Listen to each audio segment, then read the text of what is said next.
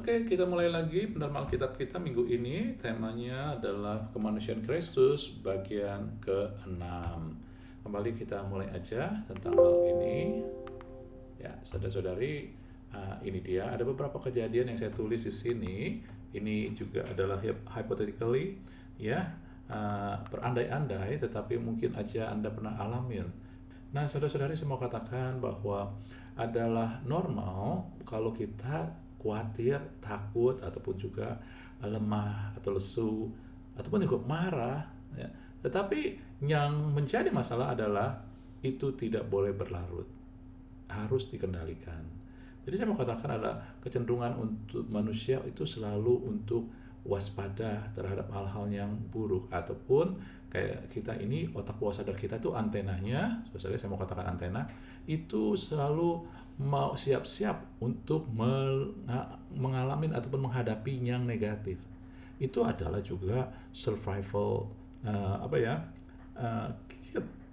kekuatan manusia untuk bertahan adalah manusia ini siap mengantisipasi hal-hal yang negatif ataupun buruk, saudara-saudari. Itulah makanya manusia tetap eksis di muka bumi ini, karena manusia adalah makhluk yang paling pintar, paling bisa menghadapi hal-hal perubahan dan juga hal-hal yang negatif. Kemampuan untuk berpikir dan mengantisipasi inilah. Nah, oleh sebab itu juga kehidupan, kebahagiaan kita juga adalah bagaimana kita bisa mengontrol ataupun mengantisipasi maupun juga mengcounter pikiran-pikiran yang timbul mungkin tanpa sadar dari keadaan-keadaan yang gak enak ini, ya. Oleh sebab itu kita diundang untuk mengikuti pola Yesus. Alkitab berkata di dalam 1 Korintus 11, Paulus katakan ikuti teladan dia, karena dia pun mengikuti teladan Yesus Kristus. Jadi dengan kata lain kita diundang mengikuti teladan Yesus Kristus. Ya. Nah, Tuhan Yesus ingat saat di muka bumi dia adalah sepenuhnya manusia. Dia sepenuhnya Allah, tetapi dia mengosongkan kealahannya, sehingga dia ikut mengalami apa yang manusia alami. Ya. Contoh-contohnya ini beberapa, ya.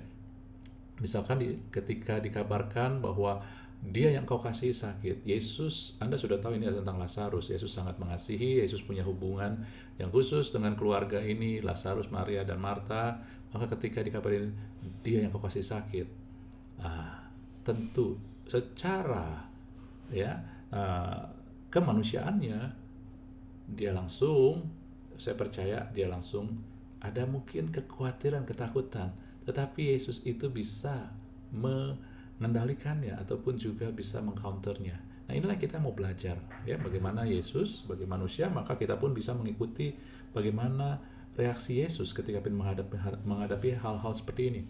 Ya. Kemudian juga mungkin Anda ketika Anda menghadapi bagaimana anak Anda yang Anda kasihi sakit, ya, saya sering kali, saya punya anak 3, dan setiap anak kita sakit, kita tuh langsung sepertinya langsung waspada, takut, jangan-jangan, ya. Nah, itu kira-kira kayak begitu. Ya. Nah, kemudian juga pernah suatu ketika Yesus juga mau balik ke suatu tempat, lalu murid-muridnya bilang, guru, rabi, tempat itu baru aja mau melempari engkau, masa engkau mau balik lagi? Ini berbicara tentang insecure, tidak punya kepastian, ya. Misalkan kalau anak Anda pulang malam gitu, ya, belum balik-balik, sudah malam, larut malam belum balik-balik, atau pasangan hidup Anda atau pasangan Anda siapapun juga malam belum balik-balik. Nah, langsung kita pikir, aduh, ini jangan-jangan, ya, ada perampokan atau apapun juga kayak gini kira-kira, ya, ada sesuatu yang mengancam. Oke, ataupun juga ketika ada satu kebutuhan yang di saat Yesus adalah mengasih makan 5.000 orang lebih, tapi sudah malam, tapi kebutuhan adalah makanan. Satu jumlahnya begitu besar dan ini sudah malam, udah pada tutup, gitu kira-kira, ya. Nah, ataupun juga ketika Yesus berhadapkan dengan orang yang buta sejak lahir, ya, Anda kadang pikir, Yesus Tuhan, nggak masalah. Nah, saudara, Yesus sepenuhnya manusia. Kita harus mengikuti perjalanan Yesus sebagai manusia. Anda bayangkan saat itu mungkin Anda juga ikut hadir, kita hadir sebagai muridnya, ya. Jadi kita ngalami ada satu keikatan emosional, apa yang terjadi saat itu pun kita juga alami tekanan-tekanannya. Kalau orang ini buta atau bersakit yang bukan dari lahir sih nggak apa-apa, tapi ini dari lahir. Mungkin kalau lahir ini dosa orang tuanya, ataupun ini udah kehendak Tuhan. Kalau kehendak Tuhan ngapain kita usahakan lagi? Gitu kan? Kita seringkali bukan tentang masalah buta, tetapi kadang kita pikir ini kehendak Tuhan dah. Udah, terima aja. Karena apa? Karena saya udah berdoa begitu lama, gitu ya. Nah, itu pun juga sama ketika dalam Yohanes 5, Yesus menemui orang yang sudah 38 tahun lumpuh. Itu ada kehendak Tuhan. Udah nggak usah berharap lagi. Anda mungkin juga kita pun sama, kalau kita udah puluhan tahun tidak melihat perubahan, kita pikir udahlah kehendak Tuhan, udahlah jangan berharap lagi. Ya, tekanan-tekanan itu ada dan Yesus alamin. Oke, dan juga bahkan tekanan dari keluarga. Ya, dalam Yohanes 7, murid-muridnya, bukan muridnya, keluarganya, saudara-saudarinya bilang sendiri, saudara kandungnya, berangkatlah dari sini dan pergi ke Yudea supaya murid-murid itu melihat perbuatan yang engkau lakukan. Apa yang dikatakan oleh saudara-saudarinya ya di sini, bahwa memang dikatakan dalam ayat ini saudara-saudaranya sendiri pun tidak percaya kepadanya. Lihat, ketika mereka berkatakan pergi buat muridmu aja, artinya apa? Udah jangan sok di tengah keluarga lu gitu, kayak saya bahasa sehari-harinya gitu ya. Jadi mereka benar merendahkan gitu. Bukankah itu sering terjadi di tengah keluarga ya, baik antara orang tua anak orang tua, pasangan hidup, ataupun siapapun juga. Nah, kita ngelihat apa reaksi Yesus saat itu. Oke? Kita mulai aja yuk ya. Nah, inilah yang saya katakan, kita mau lihat teladan dan sikap Yesus ketika dikabarkan bahwa Lazarus yang dikasihi meninggal. Reaksi Yesus dalam Yohanes 11 4a dikatakan penyakit itu tidak akan membawa kematian. Maksudnya apa? Nah, coba Anda pikirkan. Juga ketika Yesus dipertemukan dengan orang yang sudah buta sejak lahirnya, orang bilang, Tuhan ini salah siapa nih, dosa siapa? Orang tuanya apa anaknya nih?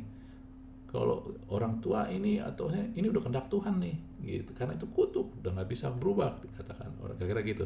Tapi jawab Yesus apa? Bukan dia, bukan orang tuanya juga. Apa menurut Anda? Bagaimana? Teladan apa yang kita bisa lihat? Atau kalau Anda kurang jelas, Anda bisa ngelihat di dalam kebutuhan 5.000 orang ini, ya, kebutuhan 5.000 orang makan. Yesus jawab apa dalam Markus 6:37a? Kamu harus memberi mereka makan. Ya. Tuhan gak ribut. Waduh, 5.000 orang lebih nih. Tapi Tuhan bilang, kamu harus memberi mereka makan. Buat saya ini adalah suatu hal yang menunjukkan sikap Yesus. Anda ngelihat, dia nggak pernah berfokus pada besarnya masalah. Dia tidak membesar-besarkan masalah. Ngelihat, ketika Lazarus dikabarkan sedang sakit, itu bukan sakit biasa, kritis. Ya, ketika Yesus menerima orang yang disuruh untuk memberitakan Yesus, dia berjalan cukup, mungkin perlu waktu beberapa hari. Dan ketika di tengah perjalanan mungkin Lazarus baru mati, ataupun saya nggak tahu kapan, tetapi ketika dia disuruh oleh Maria dan Marta, Lazarus sedang kritis. Maka dia kabarkan dia sedang kritis. Ya, tetapi Tuhan enggak kaget, enggak membesarkan. Dia hanya katakan, tenang, penyakit itu tidak membawa kematian. Artinya apa?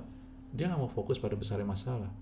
Demikian juga ketika dia ketemu orang yang sudah buta sejak lahir, dia nggak besarkan, waduh buta sejak lahir ya, iya nih kita harus cari kehendak Tuhan. Enggak, dia langsung, it's okay, tidak masalah. Seolah-olah kayak begitu. Bukan dia yang berdosa, bukan dia yang bersalah, bukan juga orang tuanya.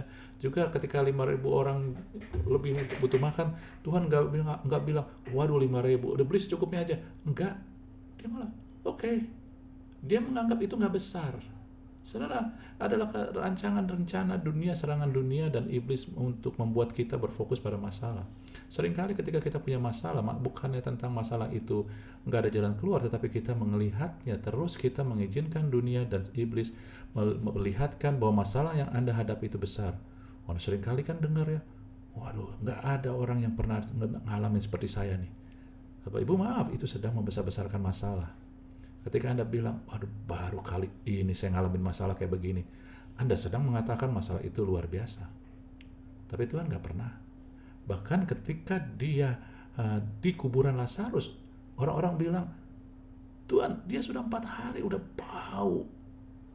Yesus nggak merespon, bukan nggak respon, Yesus nggak dengar ya. Yesus dengar, tetapi dia tidak mau membesarkan masalahnya. Dia nggak bilang, oh iya ya, udah 4 hari ya, bau ya. Enggak, dia nggak membesar. Bukan nggak membesar arti nggak ada. Dia nggak menganggap masalah itu besar. Saudara-saudari, apapun yang kita hadapin, ya, kita punya Tuhan. Kita harus memilih.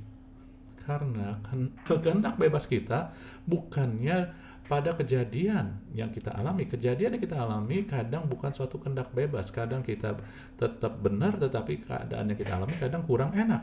Tetapi kehendak bebas kita adalah kemerdekaan kita dapat dari pilihan di pikiran kita. Sebab itu ketika Anda menghadapi masalah, jangan fokus pada besarnya masalah. Jangan fokus pada besarnya pertempuran ataupun kebutuhan. Ya? Jangan setiap hari Anda bayangkan, setiap hari Anda perkatakan, oh kamu sih nggak pernah ngalamin, oh masalah saya lebih besar. Ya, seringkali orang ngadu besar, ya, berlomba kasih tahu orang masalah siapa yang lebih besar. Saudara, nggak ada gunanya, Tuhan nggak pernah. Kenapa? Karena semua masalah di dalam Kristus kita punya jawaban. Apa yang kita besarkan? Kalau kita besarkan akhirnya, ya, kayak Anda begini, Anda fokus pada satu perkataan terus menerus, maka perkataan itu akan memenuhi pikiran Anda. Dan hanya satu. Masalah pun juga sama. Oke? Inilah yang Yesus kasih unjuk. Dia nggak pernah fokus. Anda nggak pernah mendengar Yesus membesarkan masalah. Oke, kita lanjut. Oke, ya, kemudian ya dikabarkan ketika dikabarkan Lazarus sakit bahkan meninggal, Yesus menjawab di dalam Yohanes 11 ayat 11b, katakan, aku pergi ke sana untuk membangunkan dia. Apa nih? Tentang apa? Kalau belum jelas, kita lihat pada ketika 5.000 orang dewasa butuh makan, ya, lalu Yesus jawab, kamu harus beri makan. Ataupun ketika 38 orang yang sudah lumpuh 38 tahun terbaring sakit, Yesus ngomong apa kepada dia? Maukah engkau sembuh? Maknanya apa sih, saudari? Maknanya begini, saudari, ya, bahwa ketika kita menghadapi masalah, kebutuhan, apapun juga, berdirilah, berikanlah diri kita untuk mengalirkan solusi. Ketika Lazarus sakit, bahkan Yesus tahu dia sudah meninggal, Yesus nggak lari. Yesus bilang, aku pergi ke sana, aku akan bangkitkan dia. Kira-kira kayak gitu. Jadi dengan kata lain, Yesus memberi dirinya untuk menjadi solusi. Ketika ada 5.000 orang lebih butuh makan, Yesus bilang, kamu kalau harus beri mereka makan. Ini bicara pada murid-muridnya. Ketika bicara murid-muridnya, artinya gurunya pasti yang lebih di depan. Artinya kita harus beri mereka makan. Kita yang harus kasih solusi. Jangan suruh mereka pergi. Kita harus kasih solusi. Ketika orang yang 38 tahun sakit terbaring, ya Yesus tanya, maukah engkau sembuh? Walaupun orang itu bilang, Tuhan, nggak ada yang bantu saya. Yesus bertanya, aku bukan bertanya kemampuan kamu dan ataupun apa yang terjadi selama ini. Aku mau tanya, maukah engkau sembuh? Kenapa? Karena Yesus mau katakan, aku solusinya terhadap setiap masalah kamu. Baik orang-orang yang gak peduli, baik kekalahan kamu di dalam adu dulu siapa yang masuk ke kolam, ini bicara penyembuhan di kolam Siloam, saudara. Yesus bilang, aku yang solusi. Saudara, seringkali kita di dalam menghadapi masalah, kadang kita lari dari masalah karena kita nggak mau memberikan diri jadi saluran solusi, jawaban. Kadang ketika menghadapi masalah, kebutuhan, kita nggak mau berdiri untuk menjadi solusi. Malah kita kadang yang hanya sekedar mengeluh. Saudara, ketika masalah itu datang, ikutilah teladan Yesus. Berdirilah, saya harus hadapin, karena saya adalah bagian dari solusi. Mungkin kita bukan solusi seluruhnya, seutuhnya, tapi paling enggak kita adalah bagian kecil dari solusi yang Tuhan berikan. Anda dan saya nggak perlu menjadi solusi seluruhnya. Anda dan saya nggak perlu tahu jawaban dari masalah yang kita hadapi, orang yang sekitar kita hadapin. Tetapi ketika Anda mau berdiri untuk memberikan solusi, maka Anda akan mendapatkan kuasa Tuhan.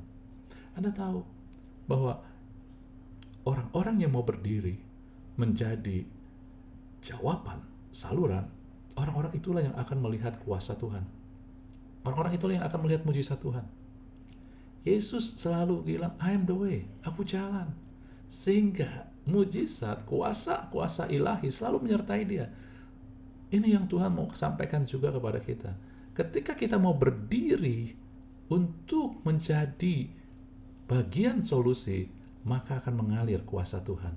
Kuasa itu bukan mujizat aja, tapi hikmat ilahi, kesabaran, ya, kelemah lembutan, itu akan mengalir ketika Anda menjadi solusi. Ketika ada suatu keributan, Anda mulai berdiri, oke, saya akan mau menjadi salah satu bagian solusi. Nah, mungkin hadirlah kelemah lembutan, hadirlah kemudian ya, bahwa Anda mulai kasih, mengalir kasih itu. Dan juga mungkin mujizat, kuasa Tuhan. Saudara, saya mau beritahu rahasia yang Tuhan mau sampaikan kepada kita. Orang-orang yang mau berdiri, memberikan diri untuk menjadi bagian dari solusi, bagian dari jawaban permasalahan, pergumulan, maka akan mengalir kuasa Tuhan. Amin. Inilah kenapa dimanapun Yesus ada, mengalir mujizat. Demikian juga murid-muridnya Paulus, dimanapun dia ada, mujizat menyertai. Mujizat menyertai orang-orang yang mau berdiri, mengatakan, ini aku Tuhan, pakai aku Tuhan. Pakai untuk apa? Jadi solusi. Kadang solusi di tengah kehidupan masyarakat adalah mereka tidak percaya Yesus. Ketika Anda berdiri mau memberita Injil, maka kuasa itu akan menyertai. Di tengah keluarga pun juga, kadang di tengah keluarga kurang ada orang yang mau mengalah, maka Anda berdiri, saya Tuhan yang mau jadi jawabannya. Maka Tuhan alirkan kuasa untuk Anda lemah lembut, murah hati, rendah hati, ya, penuh kasih. Ini dia. Oke? Lanjut. Ya. Lalu bagaimana, Pak, kalau saya dilukai sama saudara-saudara saya? Gak enak, Pak. Yesus mengalami, saudara-saudari. Ya. Apa jawab Yesus ketika saudara-saudaranya menyerang, bermusuhan dengan dia yang tadi saya katakan? Kamu pergi aja ke murid-murid kamu. Kami gak butuh. Gitu kira-kira ya. Jangan so tahu, kita tahu kamu siapa, gitu kira-kira. Kalau mau bicaranya kasarnya, itu bukan kejadian sebenarnya. Saya hanya ilustrasikan aja. Mungkin itu yang kita alamin. Yesus jawab begini, dunia tidak dapat membenci kamu, tetapi ia membenci aku. Sebab aku bersaksi tentang dia bahwa pekerjaan-pekerjaannya jahat. Maknanya apa sih? Maknanya begini, Yesus ketika saudara-saudaranya memperkatakan kata-kata yang saya katakan tanda kutip kejam, dia tidak menganggap itu sebagai serangan pribadi, personal, enggak. Tapi dia melihat bahwa apa? Ini pekerjaan dunia, si jahat. Jadi dia nggak terluka. Dia hanya melihat bahwa dunialah yang membenci, iblislah, kegelapanlah yang membenci dia. Gitu, karena dia membawa terang, dia membawa terang, dia bersaksi bahwa pekerjaan-pekerjaan si jahat, si iblis, maka dia nggak suka iblis dan dia bisa pakai siapa aja. Amin. Jadi kan Alkitab juga bilang, firman Tuhan, bahwa peperangan yang kita hadapi itu bukan peperangan melawan darah dan daging, arti bukan melawan manusia, bukan lawan saudara Anda, pasangan hidup Anda, anak Anda, orang tua Anda, family Anda, bukan, tetapi bisa dipakai. Kita ini bukan makhluk hebat. Kita bisa tanpa kita sadari dengan emosi, dengan keadaan, tekanan, kadang setiap dari kita ya bisa ataupun menunjukkan pola dunia ataupun juga cara pandang dunia sehingga kita melukai tanpa kita sadari ataupun juga kita sadarin ya. Jadi kita mulai lihat ini serangan ya, bukan mereka, bukan pasangan hidup saya, bukan anak saya, bukan orang tua saya, bukan family saya. Ini iblis, ini dunia yang gak suka dengan pekerjaan daripada Tuhan yang mengalir melalui saya. Saudara, Anda gak tangkap personal sama seperti Yesus, maka Anda akan melihat betapa Anda tidak bisa dilukai. Anda gak bisa kecil hati. Jangan, aduh, enggak, ini sakitnya setengah mati, ya, dendamnya dipelihara. Jangan begitu. Ya, lihat lain sebagai serangan. Siapapun kita emosi kita adalah bagian kelemahan daripada kita. Ya, oleh sebab itu bisa terjadi kita melukai orang. Tapi ketika itu terjadi, mulailah melihat bahwa kita pun juga bisa melukai orang. Lalu kenapa kita harus menganggap itu personal? Itu hanya kelemahan. Itu hanya suatu bagian juga yang bisa disusupi oleh si jahat ataupun pola pikir dunia untuk menjatuhkan, melukai kita. Ya, oke. Keempat adalah, Pak, bagaimana Pak kalau ada serangan nih seperti murid-murid tadi, dari serangan fisik tuh, Rabi, baru-baru ini orang Yahudi mau coba lampai engkau mau ke sana lagi, ya. Dengan kata lain, apa sih yang mau di ngomongin gitu, ya. Lalu apa jawab Yesus nih gitu. Ini serangan terhadap apa? Keadaan yang membahayakan secara fisik. Misalkan begini, Pak, kayaknya enggak. Ini bukan hanya serangan fisik, serangan misalkan Anda masuk lewati tempat, ya kalau di Amerika Bronx, nggak aman itu masuk Bronx, ya itu perampok, penodong, itu luar biasa. Nah, ini jangan ke situ, ntar bagaimana terjadi, ya. Nah, mungkin Anda nggak ngalamin kayak gitu, tapi pernah nggak Anda alamin ketika Anda contoh mau dioperasi? Anda atau anak Anda atau seorang keluarga Anda bagian daripada orang yang terhubung dengan Anda mau dioperasi. Anda mulai mikir nggak, aduh bagaimana nih ya? Kalau ada salah tindakan, dokternya salah buat, dokternya, susternya atau obatnya salah, bagaimana? Nah ini dia. Kira-kira kayak begitu, itu bisa terjadi juga bukan? Apa reaksi Yesus nih? Yesus berkata, siapa yang berjalan pada siang hari kaki tidak terantuk karena ia melihat terang dunia.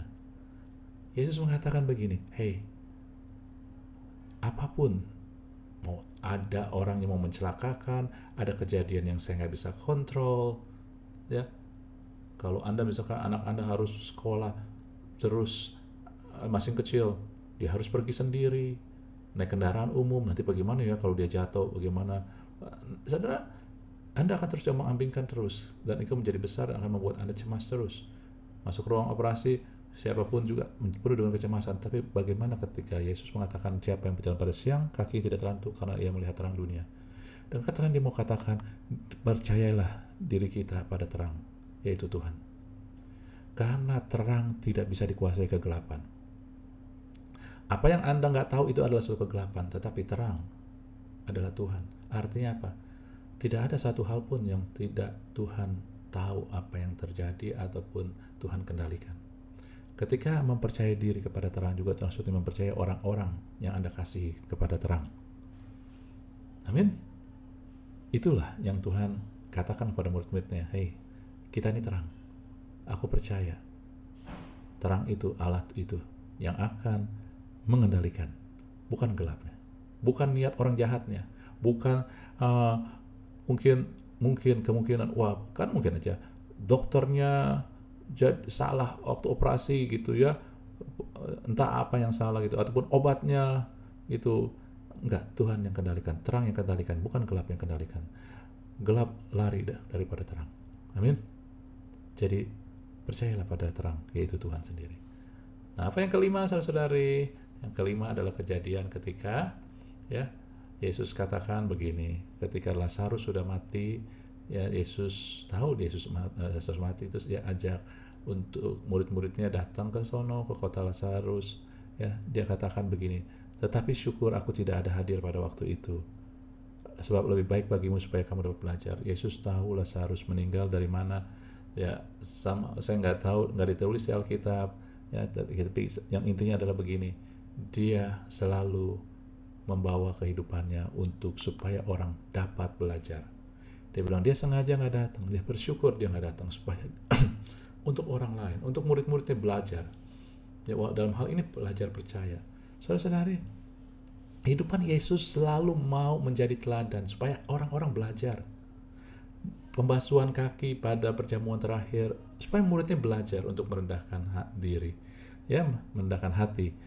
Kemudian ketika dia ngajarin orang-orang, hey, mari datang kepadaku kamu letih lesu dan berberat, dan belajarlah. Dia suruh belajarlah daripadaku. Saudara, ketika Anda mau belajar, dengan kata lain di sini adalah menuntun. Ya, Yesus mau menuntun, karena cara belajar Yesus itu bukan belajar di kelas, saudara-saudari. Cara belajar Yesus adalah pemuritan. Dan suatu pemuritan pada zaman itu bukannya masuk kelas, tetapi masuk kehidupan. Mereka tinggal bersama, masuk kehidupan Yesus. Mereka melihat, Anda tahu bahwa manusia memiliki kemampuan mata lebih kuat dari kemampuan telinga. Maksudnya apa? Saudara-saudari, ketika Anda kasih nasihat terus orang, lama-lama nasihat itu akan masuk kiri keluar kanan.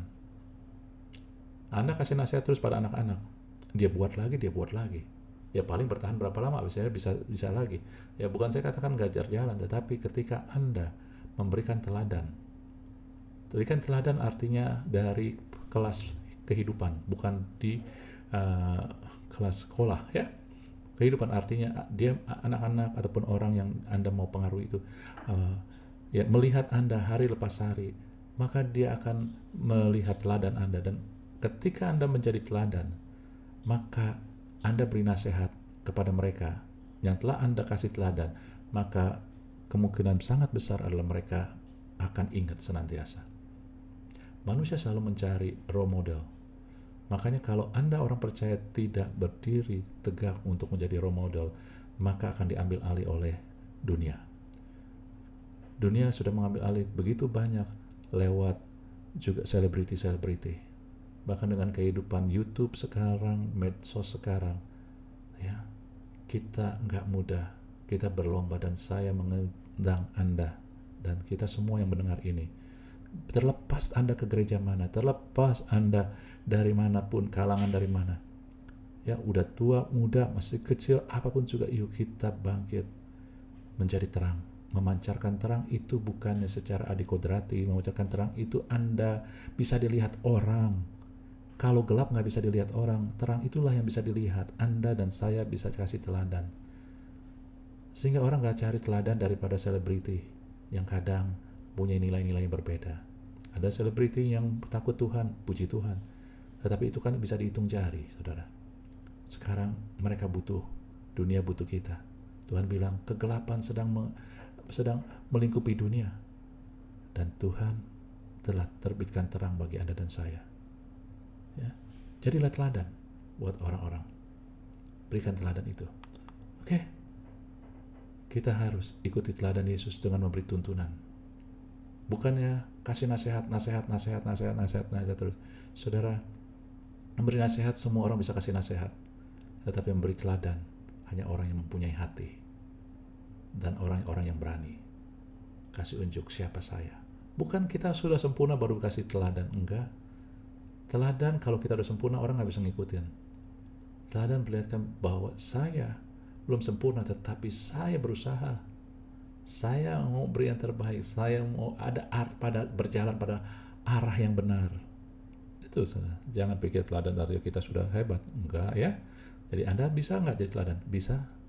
Jangan takut, jangan malu, jangan mau dipanah-panas iblis ataupun dunia.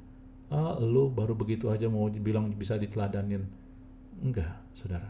Kita nggak perlu sempurna, tapi kita bisa kasih unjuk bahwa aku sungguh-sungguh pada mau berjalan yang benar. Oke? Dan aku mau dampingi kalian yang mau berjalan dengan jalan benar. Itulah.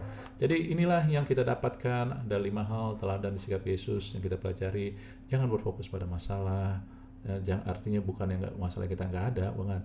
Jangan besar-besarin masalah lah, gitu bahasa sehari-harinya. Lalu mulailah berdiri dan berikan diri untuk mengalirkan menjadi solusi. Jangan Anda lari, jangan Anda justru menjadi masalah, ya, sumber masalah. Anda berdirilah. Mungkin ketika Anda berdiri memberikan solusi, mungkin Anda harus menjadi rendah hati, segala sesuatu seperti itu. Tapi ketika Anda menjadikan diri jadi solusi, maka kuasa Tuhan mengalir.